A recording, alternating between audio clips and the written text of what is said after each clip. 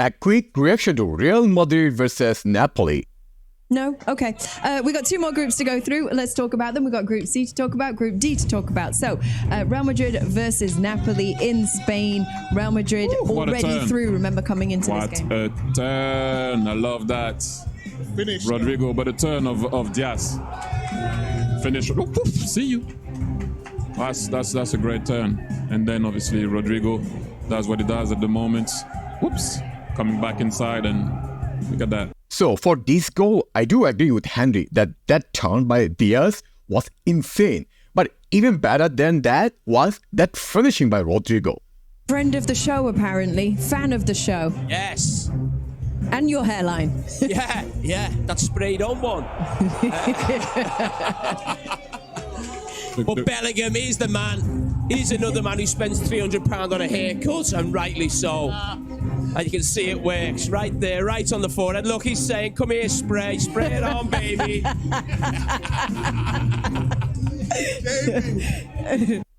Listen, no striker, no problem. As long as Bellingham is there, you will score goals.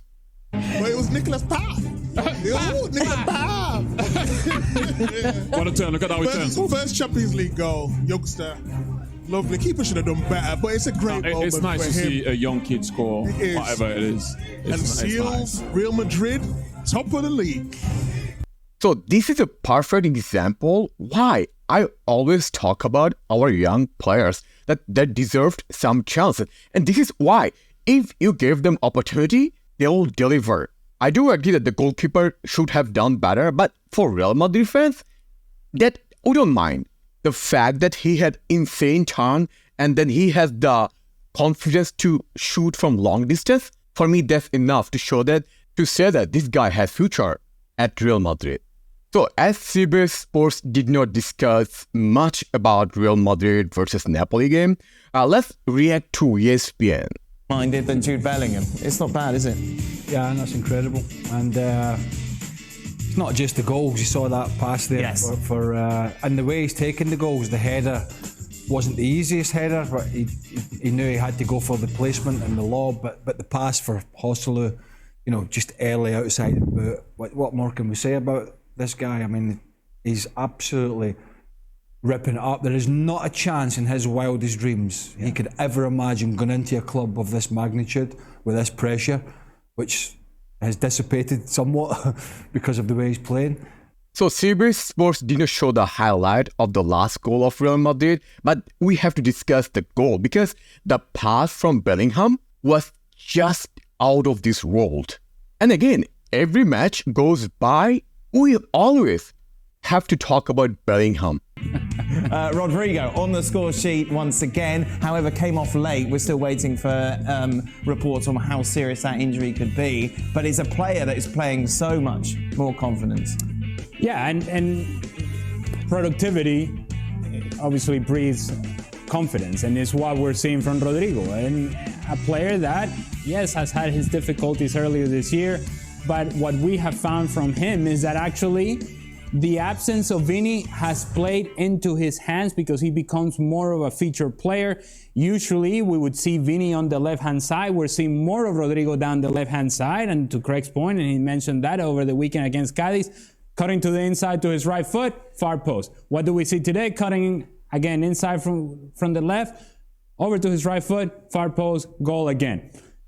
So again today, like last match, Rodrygo played superb today. Like this is how we are expecting him to play when Vini cannot play because of injury. Like last match, again, he was dominant in the left side. He played mostly on the left side, as you can see in the heat map. And the chemistry among Bellingham, Rodrygo and Brahim was insanely good today. As I said numerous times, we always cannot rely on Bellingham all the time. Other players have to step up. And Rodrygo exactly did that. He stepped up his game just on time. It's beautiful to watch, but it's also a sense of relief because there is a question here, and it has been a question over the beginning of this season. Who scores if Jude Bellingham is not scoring? And Vinicius sort of had picked up some of that, but he got injured, and now they're looking at Rodrygo, and it's kind of like, but he hasn't been scoring all that much. he is scoring. And it's important that he stays healthy because it can no longer be the Jude Bellingham show. One thing that surprised me the most this season for our club is that despite all the injuries, despite a lot of big players are injured, we're scoring goals. Just quickly, he's writing a manual as to how to win Real Madrid fans over. Yeah. He's hitting every single benchmark. He's ticking every box. Everything that you could ask for this guy to do, he is doing. And you know it's difficult, having worked at Real Madrid, to win those fans over is not an easy thing to do, and he has done it quicker than most. It has been amazing that this guy, 3 months in, they're treating him like a club legend. Yep. That's the sort of treatment that he's getting, and it's only going to get better. I have to say, I have to agree with most of the points that Elliot just said. For example, no one expected Jude Bellingham will have this much influence at a club like Real Madrid. Because when you join a club like Real Madrid, you have to impress them. You know how much pressure you have playing for this club. Like, a lot of big players had to struggle. And Jude Bellingham came here. He said, I love the pressure. I love playing for this club. And he elevated his game so much so that he's scoring more than strikers. He's top scorer in La Liga. And he's scoring almost every game possible. As you guys know that when Bellingham joined Real Madrid, before joining Real Madrid, he had all the big clubs are waiting for him. Man City, Liverpool, Man U, and Real Madrid. And he decided to join Real Madrid, which means that he already loves having challenge. And it's not just a game. It's not his performance on the pitch. With the way he's playing on the pitch, as if he's a leader. And even when other players are struggling to score goals, like Joselu, he was trying to calm him down. And also 1 goal and 1 scintillating assist, incredible assist. So he got man of the match, as expected. Let's discuss some of the technical points from today's game. For example, when I saw the lineup today, I was super excited. Given Modric also injured, which is unexpected because I did not expect Modric to get injured because he wasn't playing as much this season. However, Ceballos came back. I think Ceballos is also an amazing squad player and he can help us in this important moment. And if you look at our players' position today, Kroos and Fede was double pivot. I think that is also kind of good because we know that Kroos as a lone DM is not ideal. However, when you have a player like Fede Valverde who has insanely fast recovery and high attacking and defensive work rate, that's the perfect solution we have now. And in front of them, you had Jude Bellingham and Ceballos attacking side.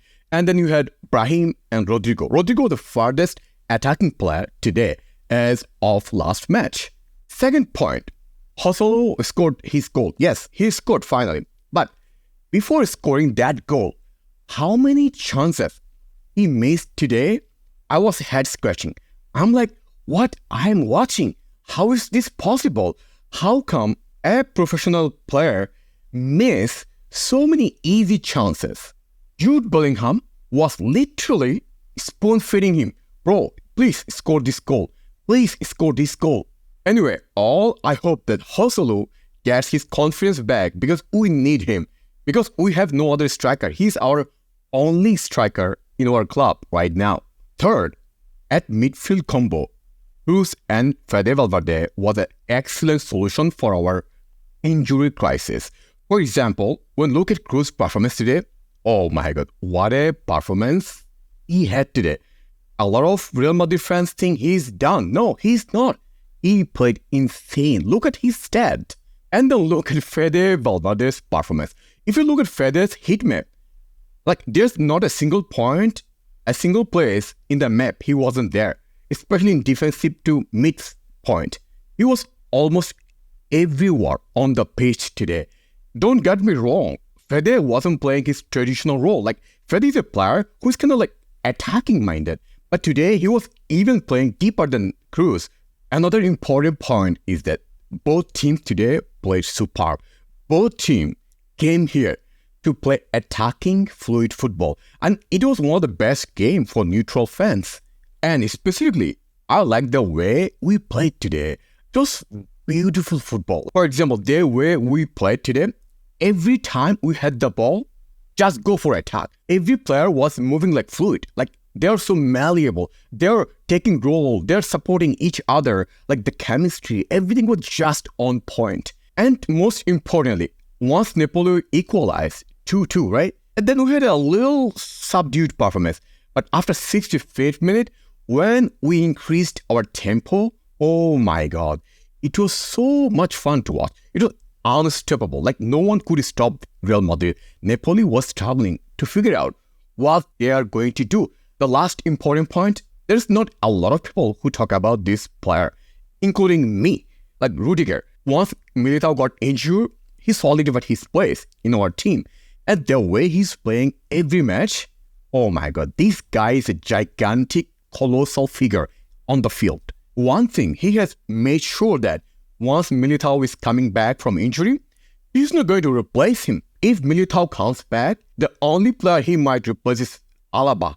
Rodrygo is there. He solidified his place in the starting position. That's 100% done. Anyway, it was an excellent performance by Real Madrid. Let me know, what did you think about our performance today in the comment section below?